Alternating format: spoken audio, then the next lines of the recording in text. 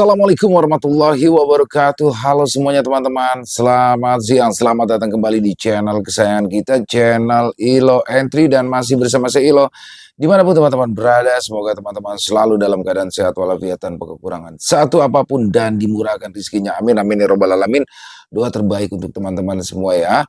Dan pada kesempatan yang baik ini saya akan membawakan satu kisah dari Nirmala. Ini asli nih, kisahnya keren banget ya teman-teman ya. Kisah tentang seorang pedagang mie ayam yang membuka warung mie ayam, yaitu Pak Sukri beserta istrinya dan keluarga kecilnya. Itu ada anaknya juga di sini ya. Dalam menjalankan bisnis warung mie ayamnya, di sini dia mendapat satu kejanggalan ya. Warungnya tiba-tiba sepi, yang tadinya ramai sudah hampir menyerah, sudah putus asa, sehingga dia mengambil jalan yang sebenarnya sudah dilarang oleh istrinya. Tapi waduh, gimana ya?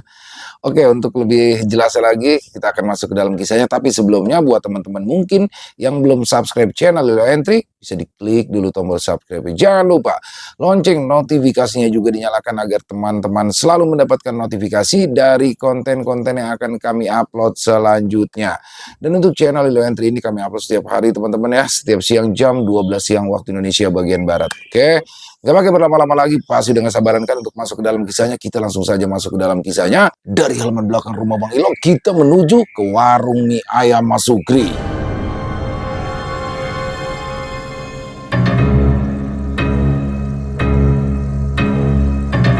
Warung mie ayam Mas Sukri. Di dalam warung mie ayam dengan cat berwarna pink, seorang pria sedang duduk dengan wajah yang lesu. Dia menatap catatan hutangnya yang semakin hari semakin memanjang, mulai dari hutang bahan pokok sampai tagihan sewa ruko dan lainnya. Tatapan beralih pada gulungan mie di dalam etalase.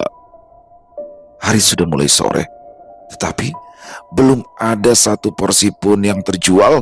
Pengeluaran terus terjadi, tetapi tidak ada pemasukan, membuatnya terjebak dalam situasi besar pasak daripada tiang. Sukri bangkit dan menyeduh kopi hitam plus gula instan. Aroma kopi yang harum segera memenuhi ruangan. Dia membawa kopi itu ke teras warung dan mengeluarkan rokok lintingan. Ya, sejak omset penjualannya menurun, dia memang berhenti membeli rokok dan lebih memilih membeli tembakau dan kertas papir yang harganya jauh lebih murah. Karena meski kondisi keuangannya sedang tercekik, hasratnya terhadap kopi dan rokok tidak menurun sama sekali. Gimana caranya biar nggak terus-terusan begini ya? Anak makin gede, pengeluaran makin banyak. Sukri hanya bisa menghela nafas panjang dan mulai menyulut rokoknya. Dari kejauhan terlihat remaja dengan pakaian putih biru berjalan dengan wajah masam. Assalamualaikum. Waalaikumsalam. Kenapa sih Den? Muka kamu kok ditekuk begitu? Mama mana Pak? Lagi belanja. Kenapa itu? Muka kamu ditekuk begitu? Apa ditukar sekolah? Dini, anak Pak Sukri, meraih tangan ayahnya dan menciumnya. Bukan Pak, itu si Andi dibeliin handphone baru sama bapaknya. Andi? Anaknya Warsito? Iya, bapaknya baru pulang dari Kalimantan semalam, katanya bawa handphone pocok-pocok. Loh, terus kamu mau handphone kayak si Andi itu? Iyalah Pak, enak tuh HP-nya. HP-nya si Andi bisa buat main game, gak lemot-lemot lagi. Kamu itu kan mau studi tour ke Jogja. Itu aja baru bapak bayar sebagian. Kalau kamu mau handphone juga, ya uang yang gak cukup lah Den. Tapi kan Denny perlu handphone juga Pak. Mau handphone apa studi tour? Pilih salah satu. Mau dua-duanya lah. Uang dari mana tuh Den? Bapak ini jualannya dari pagi aja belum ada yang beli. Uang buat studi tour kamu aja lagi bapak usahain, biar kamu gak malu. Ya bapak pikirin lah. Ini Denny cuma minta handphone aja loh.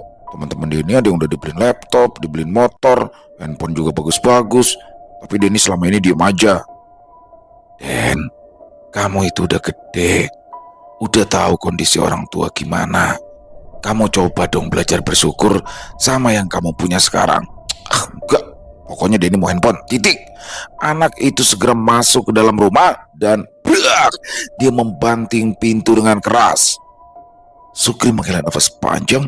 Ya, dia terlalu memanjakan anaknya sehingga anak itu menjadi seperti ini. Tak lama kemudian, sebuah sepeda motor berhenti di depan warung mie ayam itu. Yuni turun dengan membawa tas belanjaan. Assalamualaikum. Waalaikumsalam. Dia ini udah pulang, Pak. Dah, baru aja pulang dia. Anakmu itu lagi ngambek, minta handphone baru. Ih, anakku ya anakmu juga loh, Pak. Orang bikinnya bareng-bareng. Tapi ngomong-ngomong, dia lihat handphone baru dari mana? Itu loh si Warsito, tetangga sebelah. Katanya semalam pulang dari Kalimantan, bawa handphone baru buat si Andi. Melek lah tuh bocah. Ya wes lah, biarin aja Pak, namanya juga bocah, nanti juga baik sendiri. Ya juga ya. Ya wes, belanja apa aja? Bapak udah lapar. Ikan asin sama sesim. Sebentar ya, aku masak dulu. Jangan lama-lama. Yuni mengangguk dan langsung membawa belanjaannya masuk ke rumah yang berada di belakang warung ini. Sementara itu, Sukri menghisap rokoknya dan mengembuskan asap putih dari mulutnya. Dia teringat cerita pamannya yang berada di Cilacap yang menyebutkan sebuah tempat untuk mencari penglaris. Apa aku pergi ke sana ya? Tapi gimana ngomongnya sama Yuni? Kalau tahu mau nyari penglaris yang gak bakalan boleh lah. Dia mengangkat gelas kopinya yang masih terasa panas dan menyeruputnya perlahan. Tapi kalau gak berani ambil resiko, ya hidup juga gak bakalan maju-maju. Tapi aku juga cuma cari penglaris kan, bukan mau numbalin nyawa orang. Sukri mengangguk mantap. Malam ini, dia akan mencari alasan kepada Yuni agar bisa pergi ke Cilacap. Waktu yang ditunggu-tunggu akhirnya tiba. Malam itu, setelah Sukri menutup warung mie ayamnya, dia mengajak istrinya untuk berbicara. Yuni, yang merasa jika suaminya akan menyampaikan hal yang penting, menjadi sangat penasaran. Ada apa sih Pak? Kok kayaknya serius banget? Sukri menarik nafas panjang dan mengembuskannya perlahan. Dia menepuk kursi di sampingnya, meminta Yuni untuk duduk di sana. Ada apa? Jadi gini, aku ini ada perlu ke Cilacap beberapa hari. Cilacap? Ngapain? Mau mancing di laut. Pak, kalau kepingin makan ikan mah tinggal bilang aja. Nanti kan tinggal beli ikannya di pasar. Kalau mau beli banyak tinggal ke pasar Rangke aja. Murah-murah di sana. Ya kan aku pingin ngerasain sensasi mancingnya toh Bu. Kalau mau mancing mah tinggal pergi ke Empang si Cuki. Kenapa harus ke Cilacap segala? Ya kan beda sensasinya kalau mau mancing di laut sama di Empang Bu. Kenapa nggak di Ancol aja? Kenapa harus ke Cilacap segala?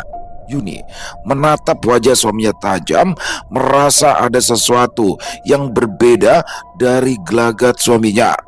Dia memicingkan matanya, menatap curiga.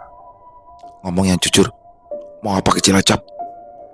Sukri menghela nafas panjang. Istrinya ini memang sangat teliti. Sepertinya dia memang harus berbicara jujur kepada istrinya. Sukri mengusap wajahnya, merasa gugup seketika. Jadi gini Bu, aku itu mau ke Cilacap, mau cari penglaris Bu. Astagfirullahaladzim Pak, nyebut toh Pak, nyebut. Sukri tertunduk, sudah menduga jika hal ini akan terjadi. Ya gimana lagi Bu, makin hari jualan kita makin sepi. Pak, ingat Allah Pak. Allah gak suka hambanya mendua. Aku aja gak suka kalau kamu ngelirik orang lain. Allah pasti gak suka kalau kamu bersekutu sama makhluk lain. Yang ada harusnya kamu sholat yang rajin toh Pak. Berdoa sama Allah, minta diberikan kelancaran rizki. Ini malah kamunya ada niat buat musyrik. Loh Bu, aku jadi ngerembet kemana-mana sih. Ini aku cuma mau nyari penglaris, bukan mau nyari pesugihan. Perbedaannya sama aja toh, sama-sama bersekutu sama setan. Pokoknya aku gak peduli, pokoknya aku gak setuju. Ya beda toh Bu. Kalau penglaris itu cuma mendorong orang-orang biar mau mampir ke warung mie ayam kita.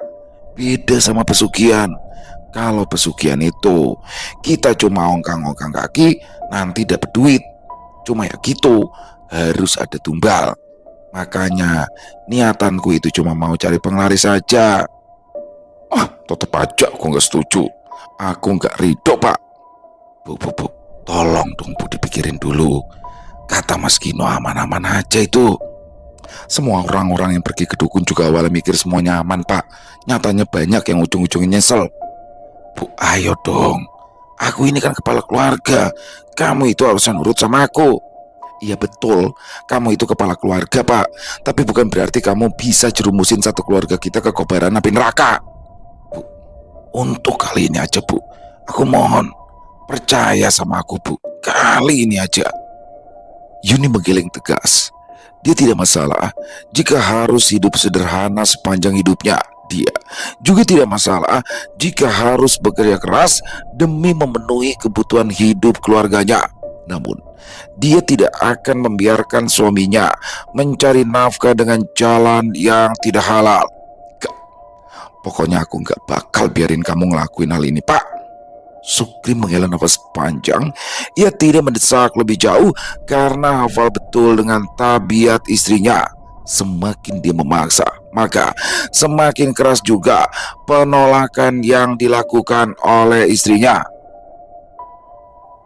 Ya udah, aku bakal dengerin kamu. Yuni mengangguk. Dia menghela nafas panjang dan menggenggam tangan suaminya. Pak, gak masalah. Kita harus kerja lebih keras buat dapetin apa yang kita mau. Tapi aku mau kita lakuin semuanya di jalan yang benar. Jangan karena harta dunia kita jadi lupa sama akhirat, Pak. Ya Bu, makasih ya. Kamu tetap mau di sisiku meski perjalanan ini gak pernah mulus. Pak, jalan ke surga itu gak ada yang mudah. Semakin berat ujian kita, berarti Allah menganggap kita mampu melewati. Ya Bu, Bapak paham. Setelah malam itu, tidak ada pembahasan lagi tentang penglarisan. Sukri menjalani hari-harinya seperti biasa, seolah malam itu tak pernah terjadi.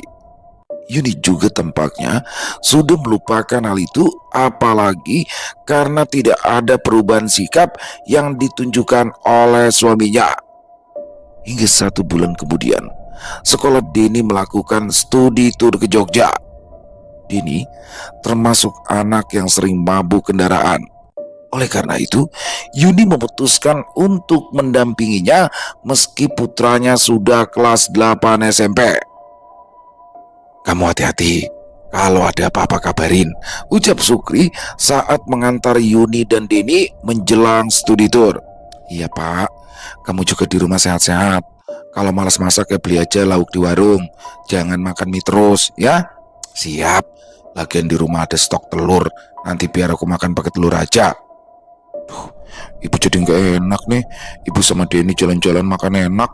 Masa bapak di rumah makan pakai telur doang? Gak apa-apa. Yang penting kamu sama Denny bahagia.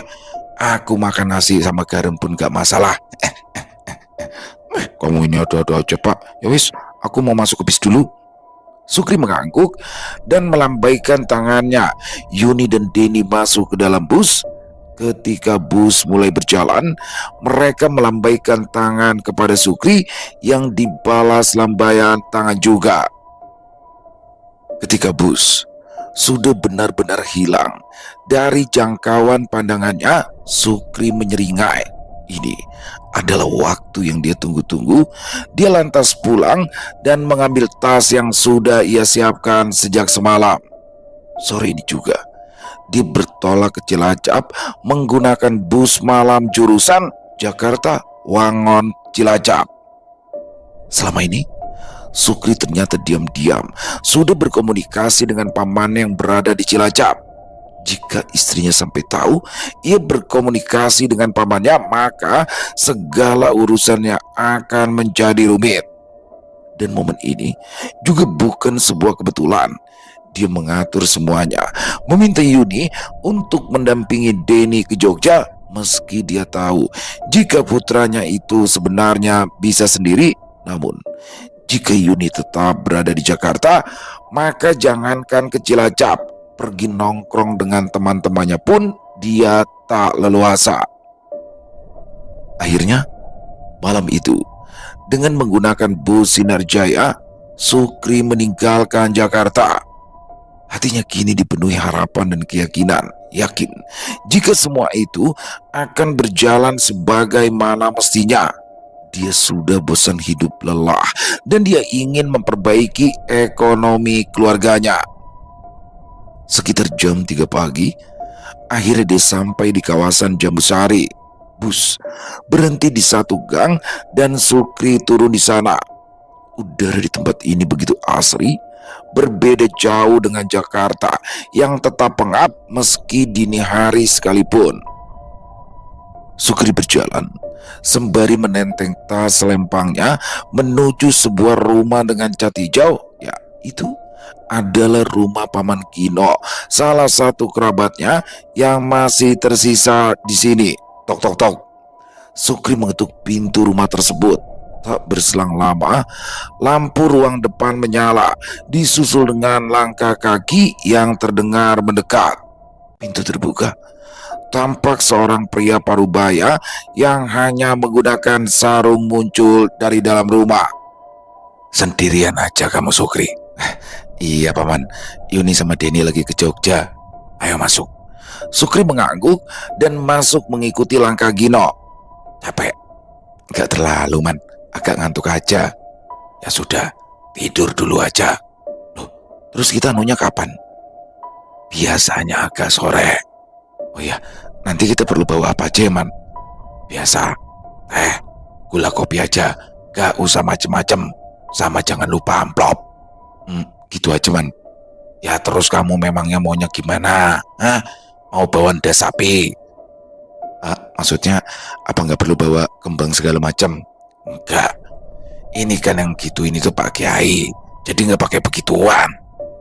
Gitu ya. Ya wes, Man. Bibi mana, Man? Masih tidur. Ya sudah, kamu tidur aja. Paman Gino menggelar kasur lantai dan mengambil bantal dari kamarnya. Kamu tidur di sini aja esok. Ya, Man, makasih. Paman Gino kembali mematikan lampu agar Sukri bisa tidur dengan nyenyak. Begitu Paman Gino masuk ke dalam kamarnya, Sukri merebahkan tubuhnya di kasur lantai dan memejamkan matanya. Hanya dalam beberapa menit saja, dia sudah jatuh ke alam mimpi. Entah berapa lama Sukri tertidur. Ketika dia bangun, hari sudah terang. Paman Gino dan Bi Rila juga sudah sibuk di halaman. Sukri menggeliat kemudian duduk. Dia menoleh, melihat jam yang terpasang di dinding. Sudah jam 9 pagi rupanya.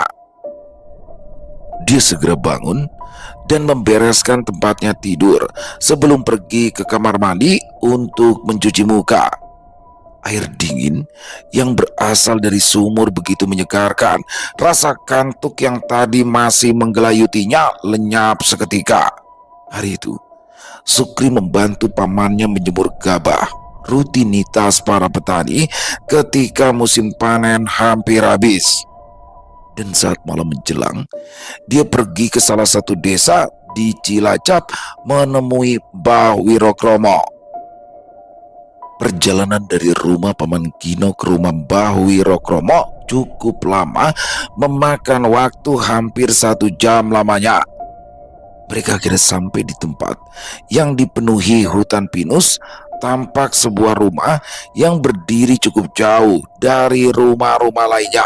Paman Gino menunjuk rumah tersebut. Nah, itu rumah Mbah Wiro. Ayo. Kedua orang itu berjalan menuju rumah Mbah Wiro, lantas mengetuk pintunya perlahan. Pintu terbuka. Seorang pria tua dengan baju koko coklat dan sarung hijau kotak-kotak muncul dari dalam rumah itu. Gino, kadingaran kamu datang. Ya, Mbah, ini ponakanku dari Jakarta, mau minta tolong.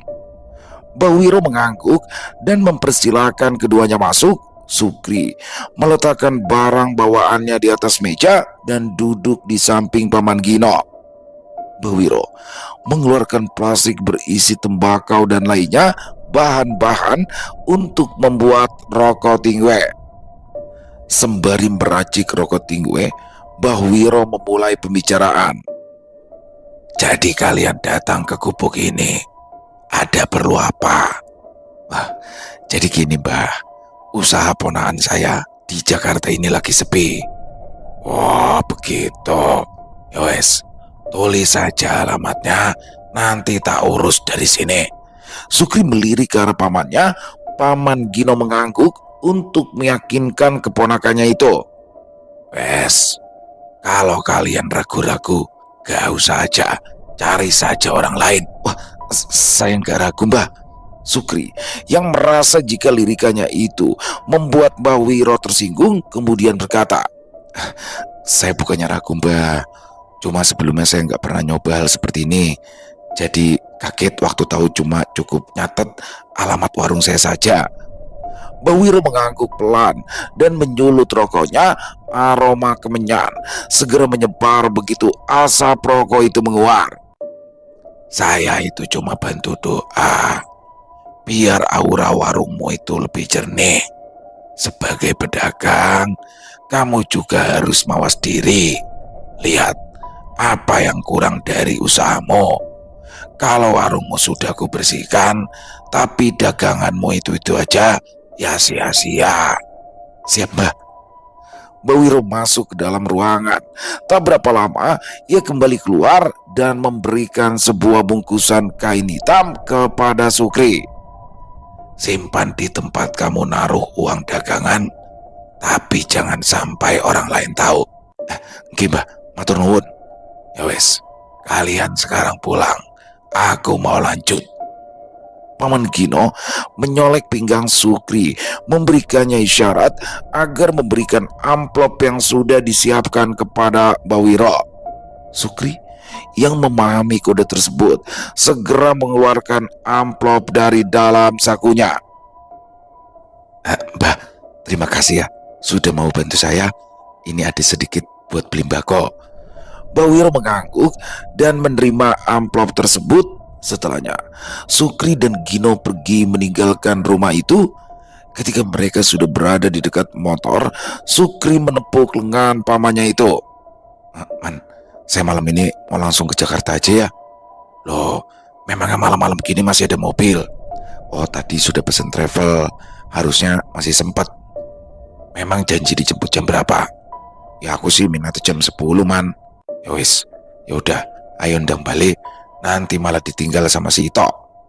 Keduanya pun lantas pergi, meninggalkan kawasan rumah Mbah Wiro menuju rumah Paman Gino. Sesampainya di rumah, jam sudah menunjukkan pukul 9 malam. Ternyata mobil elf hitam yang dikendarai oleh Ito sudah menunggu di halaman rumah Paman Gino. Kamu gak makan malam dulu? Gak usah man, nanti aja kalau di rest area. Yowes, hati-hati, kalau sudah sampai kasih kabar. Sukri mengangguk dan segera masuk ke dalam mobil elf itu. Malam itu juga dia meninggalkan Cilacap dan menuju rumahnya yang berada di Jakarta Utara. Sekitar jam 6 pagi dia pun sudah sampai di rumahnya. Dia mulai mempersiapkan dagangannya sebelum istrinya pulang. Karena jika tidak bersiap, istrinya yang sangat teliti itu pasti akan curiga. Dan seperti dugaannya, sekitar jam 12 siang, Yuni pulang bersama Denny yang tampak kelelahan. Saat melihat barang dagangan belum siap, Yuni menatap suaminya curiga. Loh, kok dagangannya belum siap sih Pak? Ini Bu, aku gak enak badan. Kemarin aja aku gak dagang Bu. Gak enak badan? Udah minum obat? Ya udah, ini makanya agak ngantuk. Ya udah, tidur aja dulu. Biar aku aja nyiapin dagangan. Loh, kamu itu kan juga capek loh Bu, habis muter-muter Jogja. Aku capek jalan-jalan, kamunya gak enak badan. Mending istirahat dulu, wes biar aku yang nyiapin semuanya. Yakin kamu Bu? Iya, tenang aja. Mending kita berdua nyiapin bareng. Aku gak tega kalau kamu harus nyiapin semuanya sendiri. Akhirnya Kedua orang itu menyiapkan bahan-bahan untuk penjualan mie ayam bersama-sama. Tak seperti biasanya yang sepi, hari itu warung mie ayam Sukri didatangi beberapa pembeli.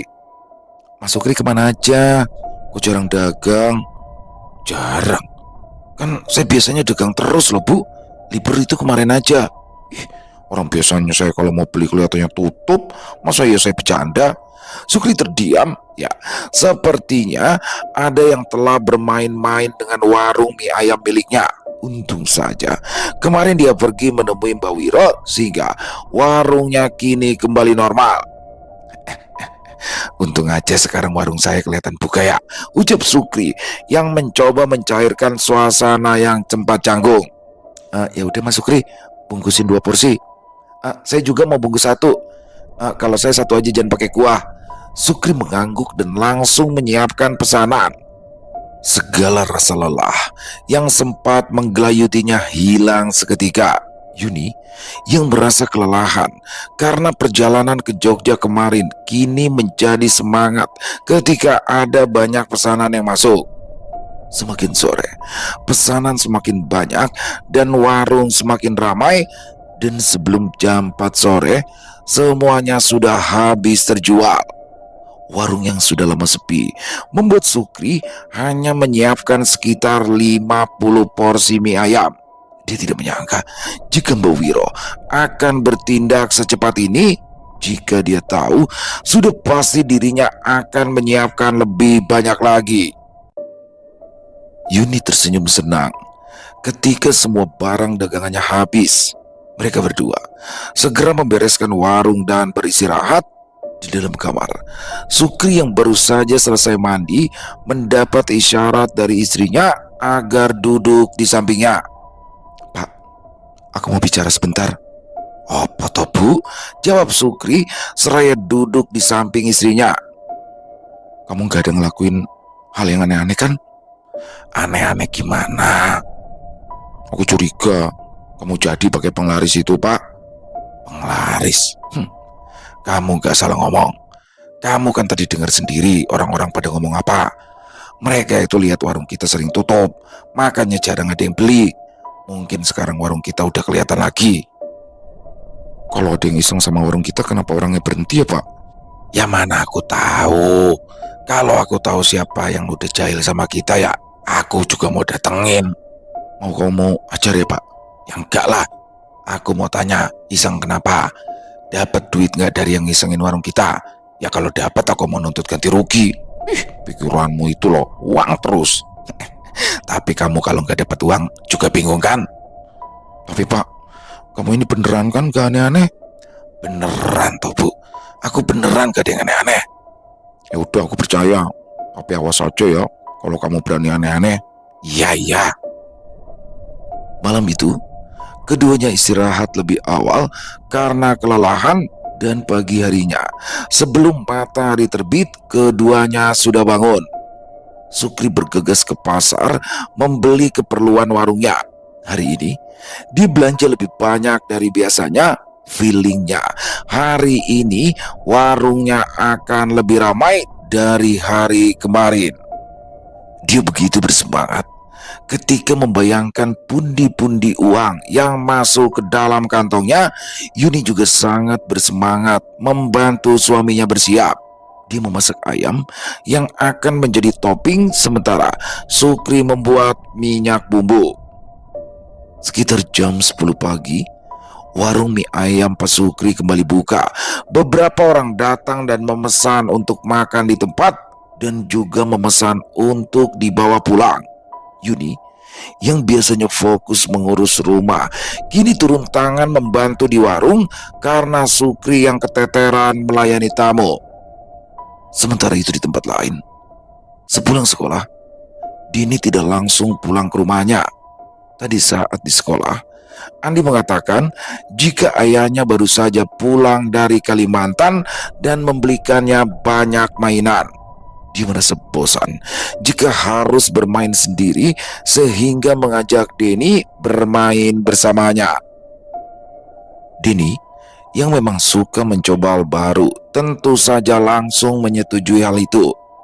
Kedua anak itu pulang bersama ke rumah Andi yang lokasinya tidak begitu jauh dari rumahnya. Keduanya tampak begitu akur. Begitu mereka sampai, Ratih, ibu dari Andi, menyambut keduanya dengan ramah. "Andi, Denny, makan siang dulu ya, baru main." Nggak perlu tante, ucap Denny sopan saat menolak tawaran Ratih. "Kenapa? Tante udah bikin nugget geprek buat kalian loh. Apa mau makan yang lain?" "Nugget?" Mendengar itu, wajah Denny berbinar seketika. Selama ini, ibunya tidak pernah memasak makanan seperti itu untuknya. Kata ibunya, makanan instan itu tidak baik untuk kesehatan. "Iya, nugget. Andi aja suka banget loh." "Ya Den, ayo makan siang bareng aku," ucap Andi mengajak Denny makan siang bersamanya. Nggak apa-apa nih." "Ih, kamu kayak sama siapa aja. Ayo baru makan, udah lapar nih." "Ya udah deh, ayo." Kedua anak itu pun makan siang dengan lahap.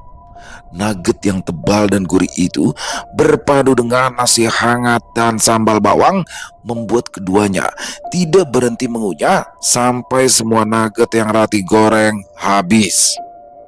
Setelah itu, keduanya pun bermain PS hingga menjelang maghrib.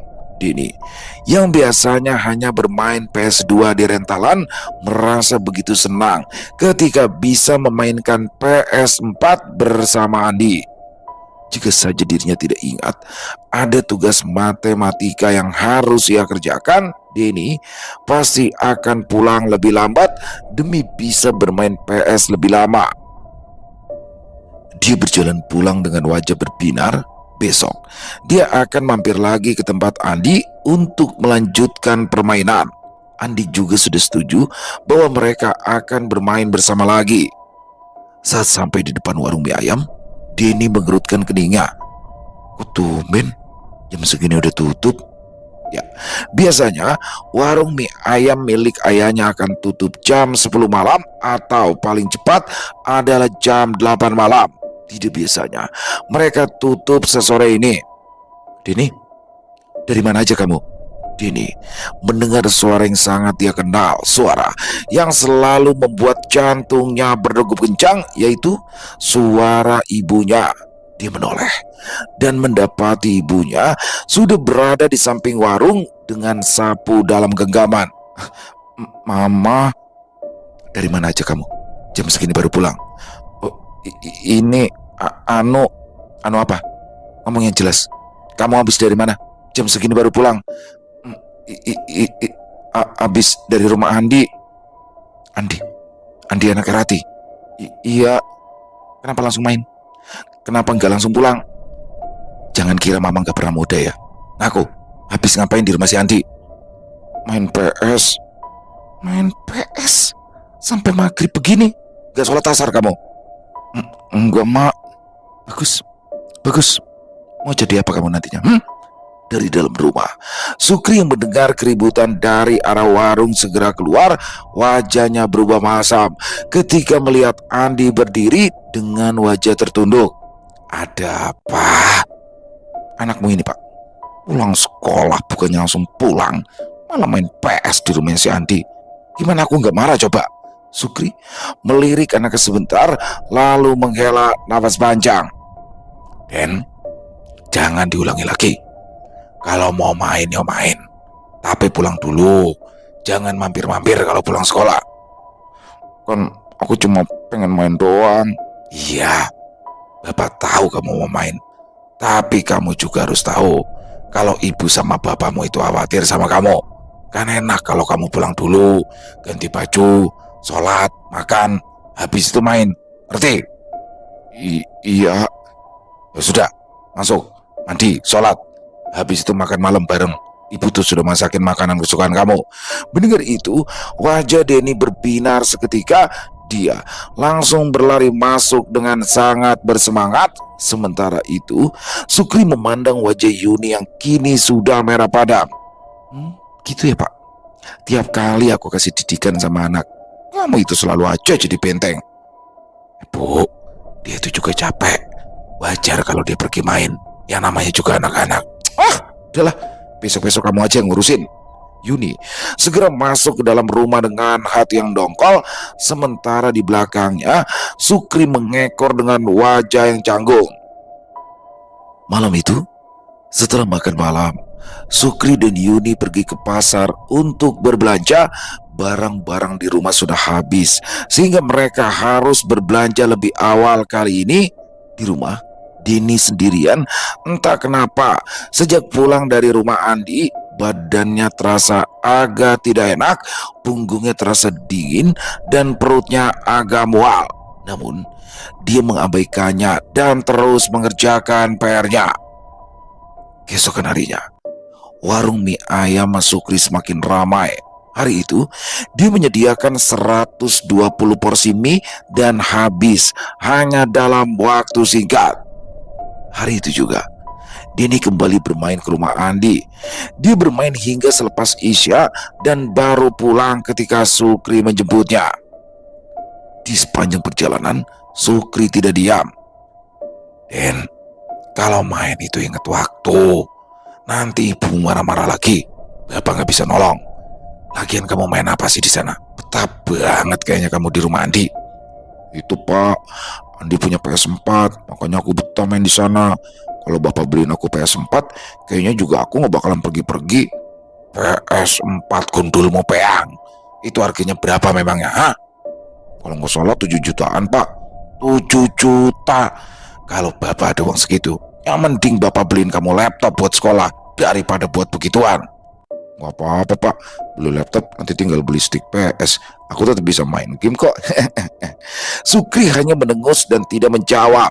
Ya, dia pernah muda, tahu rasanya memiliki sebuah keinginan, apalagi masa kecilnya dulu begitu susah. Meski tidak mengatakannya secara langsung, Sukri tidak ingin anaknya ini merasakan apa yang dulu ia rasakan. Semakin hari, warung mie ayam Mas Sukri semakin ramai. Berapa banyak pun porsi yang ia siapkan, mie ayamnya akan habis hanya dalam hitungan jam. Tentu saja, Sukri tidak berpuas dengan hasil itu. Dia mulai menambah menu dan juga memperluas warungnya. Kini, mie ayamnya juga bisa dibeli melalui aplikasi online. Yuni juga tidak lupa menyisihkan sebagian keuntungan untuk bersedekah, dan Sukri pun tidak masalah dengan hal itu, karena setiap kali mereka bersedekah, warung miliknya akan menjadi semakin ramai. Di sisi lain, Dini juga semakin sering bermain bersama Andi. Bahkan beberapa kali ia menginap di rumahnya, meski ayahnya mulai memberikan barang-barang yang ia minta. Tetapi nyatanya Dini tetap bermain bersama Andi. Kedua orang tuanya yang kian sibuk mengurus warung pun kini tak lagi memperhatikan hal itu. Yang terpenting bagi mereka sekarang, anaknya itu bahagia. Hingga suatu pagi, Dini keluar kamar dengan wajah yang lesu. Badannya tak karuan. Ia merasakan mual yang sangat hebat. Saat remaja itu hendak melangkah ke kamar mandi, kakinya mendadak lemas. Brak! Dini jatuh dan membentur pintu hingga menimbulkan suara yang keras. Yuni yang sedang memasak sarapan di dapur tersentak ketika mendengar suara gedubrak dari dalam kamar mandi. Dia menoleh dan terkejut saat melihat anaknya kejang-kejang di depan pintu kamar mandi. Astagfirullah! Dia berlari, meninggalkan masakannya dan menghampiri anaknya. Pak, Bapak, ya Allah! Teriak Yuni histeris. Dia merengkuh tubuh putranya dan berusaha menggendongnya meski kesulitan. Den, kamu kenapa nak? Ucap Yuni dengan terisak ketika membawa putranya yang masih kejang-kejang itu keluar. Sukri yang sedang membereskan warung terkejut ketika mendengar jeritan istrinya. Dia bergegas meninggalkan warungnya dan berlari ke dalam rumah. Betapa terkejutnya dia ketika melihat istrinya dengan susah payah menggendong anaknya keluar dari dapur. Ya Allah, Deni kenapa Bu? Jatuh di kamar mandi Pak, terus kejang-kejang. Sukri segera meraih tubuh Deni dan membopongnya. Cari mobil Bu. Yuni mengangguk. Ia segera berlari untuk mencari angkot atau apapun yang bisa mengantar Denny ke rumah sakit dengan cepat. Sukri membopong tubuh anaknya itu keluar rumah. Kekhawatirannya memuncak ketika dia merasakan kejang pada anaknya semakin parah. Den, jangan begini dong, Den. Ayo, yang kuat, yang kuat. Dari mulut remaja itu tiba-tiba saja keluar busa putih yang menggelegak seperti muntahan. Den, ya Allah! Sebuah angkot berwarna biru berhenti tepat di depan rumah Sukri. Dia bergegas membawa Denny masuk. Tetapi baru saja dia melangkah, tubuh Denny terkulai lemas. Denny! Teriak Sukri sembari mengguncang tubuh anaknya. Yuni memeriksa hidung putranya. Tidak ada nafas lagi. Dia menepuk-nepuk wajah putranya, tetapi tidak ada respon. Sukri menurunkan tubuh putranya, memeriksa nafas dan nadinya, tetapi sudah tidak ada. Denny sudah gak ada, Bu. Tangis Yuni pecah seketika. Ia mengguncang tubuh putranya, kemudian memeluknya begitu erat. Denny, jangan tinggalin ibu, nak.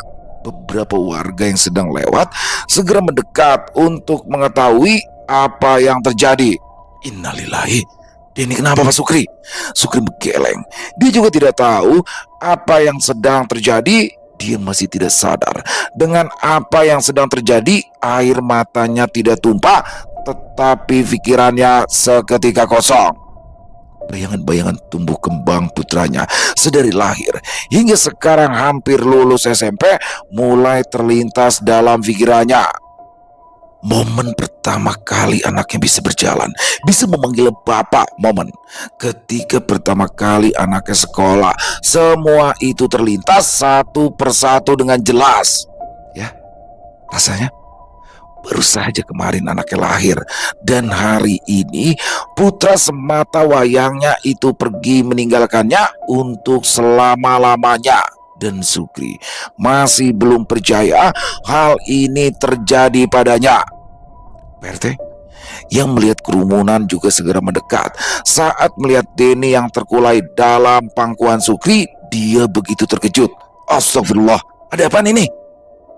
Denny meninggal, PRT. Innalillahi wa inna ilaihi rojiun. Lah terus kenapa di sini aja? Ayo bawa ke dalam rumah. Masa jadi tontonan doang? Gimana sih kalian? Iya PRT, siap, sahut salah satu warga yang berdiri di samping Pak RT. Beberapa warga mengangkat tubuh Denny. Sukri yang masih tidak percaya dengan apa yang terjadi hanya bisa pasrah ketika beberapa orang menggotong anaknya. Hari itu juga Denny dimakamkan di pemakaman umum. Hari demi hari berlalu hingga di hari ke-8 setelah kematian Denny, Sukri kembali membuka warung mie ayamnya. Dia dan istrinya sepakat untuk mulai berjualan lagi karena tidak ingin berlarut-larut dalam kesedihan. Yuni membantu suaminya membereskan warung, sementara Sukri menyiapkan bahan untuk jualan hari ini. Yuni membereskan etalase, melapnya dengan kain basah, dan kini dia membuka laci uang untuk membereskannya. Dan betapa terkejutnya dia ketika melihat kain hitam di dalam laci itu. Tangannya bergetar saat dia meraih kantong hitam itu. Apa ini? Penasaran, Yuni membuka kantong itu dan menemukan secari kertas yang dipenuhi huruf Arab gundul dan huruf-huruf yang tidak dia kenal. Jantungnya berdegup kencang. Kata-kata suaminya beberapa waktu lalu tentang penglaris kembali terngiang di kepalanya. Yuni meremas kertas itu hingga sobek. Emosinya tak lagi bisa ditahan. Dia segera pergi ke dapur untuk menemui Sukri. Pak, Bapak. Iya Bu, ada apa? Yuni melempar gumpalan kertas itu ke wajah suaminya. Apa itu Pak? Sukri mengerutkan kening dan memungut kertas yang terjatuh. Dibukanya gulungan kertas itu dengan rasa penasaran. Namun jantungnya seolah berhenti ketika dia melihat tulisan di kertas tersebut. Ya, Ini adalah kertas yang diberikan oleh Mbak Wiro untuknya. Dari mana kamu dapat kertas ini, Bu? Seharusnya aku yang tanya.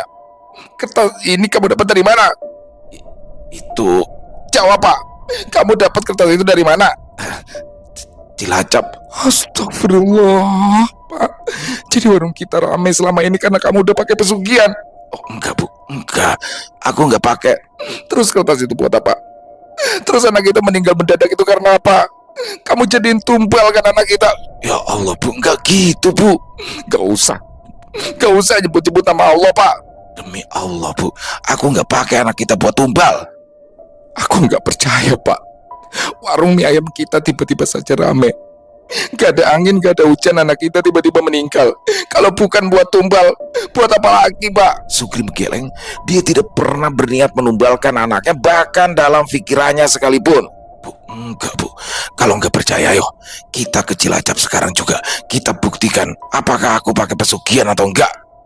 Aku enggak sudi. Aku enggak sudi. Ya kalau kamu enggak sudi, gimana kamu bisa tahu yang sebenarnya, toh, Bu? Bisa aja kalian sekongkol kan. Orang jahat pasti saling menutupi kejahatannya. Enggak, Bu, busung. Aku enggak pernah sekalipun buat membalin darah dagingku sendiri. Yuni jatuh terduduk. Air matanya berderai. Tidak, dia masih tidak menyangka jika kematian anaknya ada hubungannya dengan suaminya. Jika dia boleh memilih, lebih baik dia hidup miskin seumur hidup daripada menumbalkan satu-satunya anak yang ia miliki. Kamu jahat, Pak. Jahat. 8 tahun, Pak, kita nunggu Denny lahir. Betapa besar harapan kita ke dia. Tega kamu.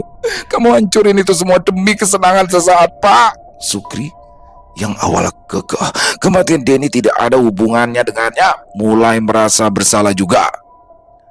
Dia berlutut di depan istrinya, berusaha memeluk, tetapi Yuni menepis.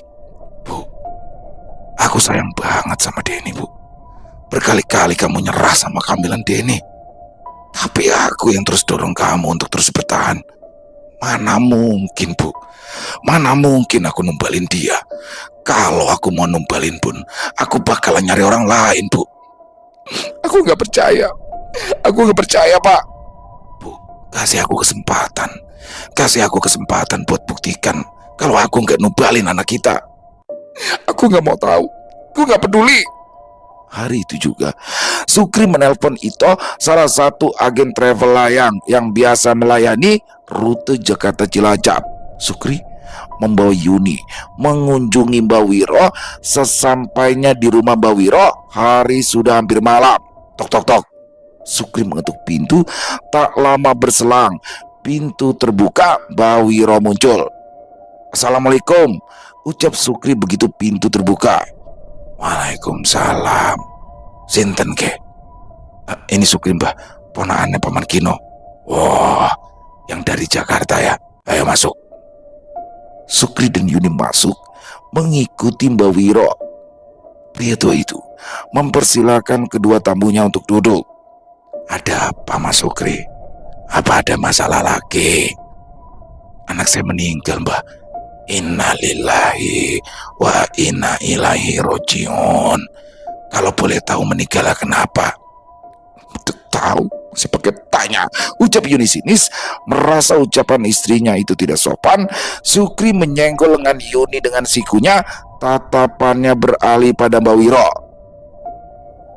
Begini, Mbah, warung mie ayam saya alhamdulillah ramai setelah saya datang ke sini. Tapi, Mbah, seminggu yang lalu anak saya meninggal dunia mendadak. Loh, lalu apa hubungannya warung rame sama anak yang meninggal, Mas Sukri? Justru kedatangan saya ke sini mau tanya tentang itu, Mbah. Apa warung mie ayam saya rame, terus anak saya jadi tumbal begitu? Astagfirullahaladzim. Demi Allah, saya tidak begitu. Saya tidak punya hak sama sekali untuk melakukan itu. Anak saya meninggal mendadak, Mbah. Saya masih belum ikhlas. Padahal sebelumnya sehat. Tapi pagi itu anak saya jatuh terus kejang. Sebelum saya bawa ke rumah sakit, anak saya meninggal, Mbah. Mbak Wiro menghela nafas panjang. Jadi kamu nuduh saya pelakunya? Sukri tidak mampu menjawabnya. Kalau saya bantu kamu menemukan siapa pelakunya, lalu apa yang akan kamu lakukan? Saya cuma butuh tahu siapa orangnya, Mbah. Lagi pula anak saya sudah nggak ada. Saya cuma mau tahu biar hati saya tenang, Mbah. Apa kamu bawa barang yang biasa dipakai sama anakmu? Mendengar itu, Yuni segera merogoh tasnya dan mengeluarkan jam tangan berwarna hitam. Ini jam tangan anak saya. Mbah Wiro menerimanya dan membawanya masuk ke dalam ruangan. Sekitar setengah jam kemudian, Mbah Wiro keluar membawa secari kertas dengan sketsa rumah yang tidak begitu rapi. Aku melihat jiwa anakmu ada di sana. Yuni dan Sukri mengamati sketsa rumah tersebut. Semuanya tampak familiar. Yuni membekap mulutnya sendiri ketika mengingat tentang rumah itu. Kenapa, Bu? Warsito, Pak. Ini rumah Warsito. Sukri kini juga mulai mengingatnya. Ya, meski gambar itu tidak begitu jelas, tapi dia sadar jika rumah itu adalah milik Warsito. Terima kasih, Mbah. Malam itu, Sukri dan Yuni kembali ke Jakarta. Sesampainya di rumah, Sukri segera ke dapur dan mengasah pisau dagingnya. Pak, kamu mau ngapain? Aku akan binasakan Warsito, Bu. Berani-beraninya dia jadikan anak kita tumbal. Terus aku gimana toh, Pak? Kamu gak usah khawatir, Bu. Aku sudah punya banyak tabungan. Itu bisa buat bekal kamu hidup. Aku tidak mau hidup terus menahan benci. Yuni menangis, tapi tak mampu menahan suaminya. Bagaimanapun, dendam harus diselesaikan. Pisau daging itu berkilat tajam. Sukri segera membawanya keluar. Ini masih jam 4 pagi. Masih belum banyak orang yang bangun. Sukri menyembunyikan pisaunya di balik kaos. Sukri mencongkel kunci rumah Warsito. Dia berhasil masuk satu persatu ruangan ia sambangi. Dan saat ia melihat Warsito yang masih terlelap di samping istrinya, tanpa basa-basi dia langsung menggorok leher Warsito. Darah menyembur sampai menyiprat ke wajah Rati, istri Warsito. Merasa ada cairan hangat di wajahnya, Rati terbangun dan betapa terkejutnya saat dia melihat Sukri yang berdiri seperti algojo dengan pisau di tangan. Sementara kepala suaminya sudah terputus dari leher. Sukri berbalik, meninggalkan rumah Warsito tanpa mengatakan apapun. Dia langsung menyerahkan diri ke polisi sebelum masa memukulinya. Ketika polisi menginterogasinya, Sukri hanya mengatakan ada dendam pribadi antara mereka berdua di masa lalu. Pada akhirnya, pengadilan menjatuhkan hukuman penjara pada Sukri. Yuni hanya bisa menangis saat mendengar suaminya mendapat hukuman yang sangat lama. Gak apa-apa, Bu. Aku rela menjalani hukuman di dunia. Maaf, karena aku akan gak bisa jaga kamu selama aku menjalani hukuman ini, Bu. Aku bakal jaga diri, Pak. Kamu juga jaga diri. Aku gak punya siapa-siapa lagi selain kamu. Sukri mengangguk, kemudian memeluk Yuni sebelum polisi memindahkannya. Usaha warung mie ayam itu tetap dijalankan oleh Yuni. Meskipun tidak seramai dulu, tapi masih cukup untuk memenuhi kebutuhan hidup mereka. Yuni juga rutin mengunjungi suaminya, menceritakan perubahan yang terjadi selama suaminya berada di penjara. Hingga 3 tahun sudah Sukri menjalani hukuman. Saat itu Yuni datang dengan wajah gelisah. Bu, ada apa? Kok kamu begitu? Gini, Pak, aku mau cerita sesuatu, tapi kamu jangan kaget ya. Ada apa, Bu? Andi, Pak. Andi anak Warisito meninggal. Rati sekarang juga jadi gila. Kata orang-orang, Rati yang melakukan pesugihan, bukan Warsito. Warsito tidak tahu apa-apa, Pak. Hah? Jadi bukan Warsito, jadi Rati yang melakukan pesugihan. Yuni mengangguk. Jadi aku salah bunuh orang ya, Bu. Aku justru malah bunuh orang yang tidak tahu apa-apa.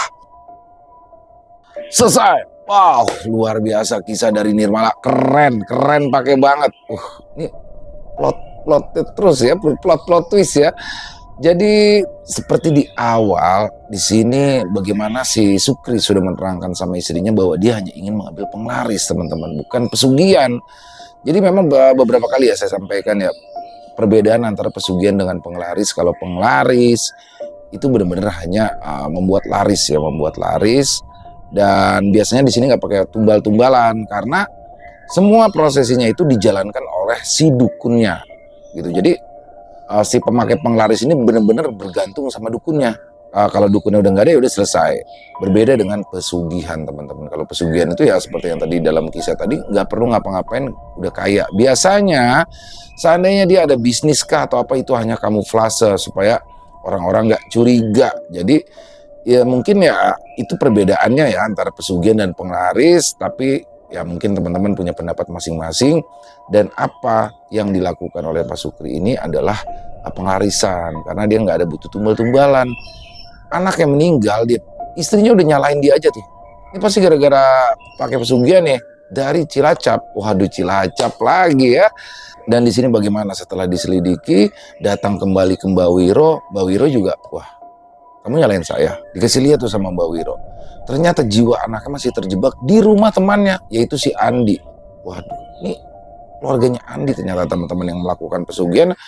Pak Sukri gelap mata, nggak pakai banyak omong, disikat tuh bapaknya Andi, Pak Warsito. Sampai akhirnya dia masuk penjara, nggak apa-apa, yang penting puas, istrinya juga bisa hidup sendiri karena uangnya udah banyak. Tapi ternyata setelah 3 tahun menjalani masa hukuman, istrinya dapat info bahwasanya pelaku pesugihannya itu adalah Rati, dan suaminya nggak tahu apa-apa karena suaminya kerja di Kalimantan. Waduh, dia salah bunuh orang. Tapi ini keren ya, keren banget kisahnya nih. Nggak banyak kata kiasan, tapi dapat banget ya, kalau menurut saya dapat banget. Dan ini relate banget. Banyak sekali orang-orang seperti ini ya. Jadi kalau saya coba simpulkan dari kisah tadi, bagaimana warung mie ayamnya Mas Sukri ini ada yang ngisengin sehingga ditutup. Orang-orang sangkanya warungnya tutup, dan ketika minta doa dari Mbak Wiro, kebuka semua.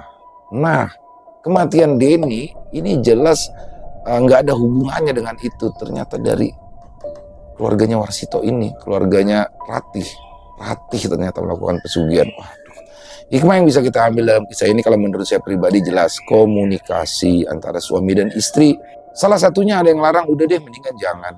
Mendingan jangan deh kalau kayak mau penglaris kayak pesugihan, kalau istrinya udah ngelarang jangan. Karena rumah tangga itu kan dijalankan bersama ya, nggak cuma suami doang, nggak cuma istri doang. Jadi ya kalau istri udah ngelarang, apalagi itu tindakan yang tidak baik di mata istri, ya udah jangan.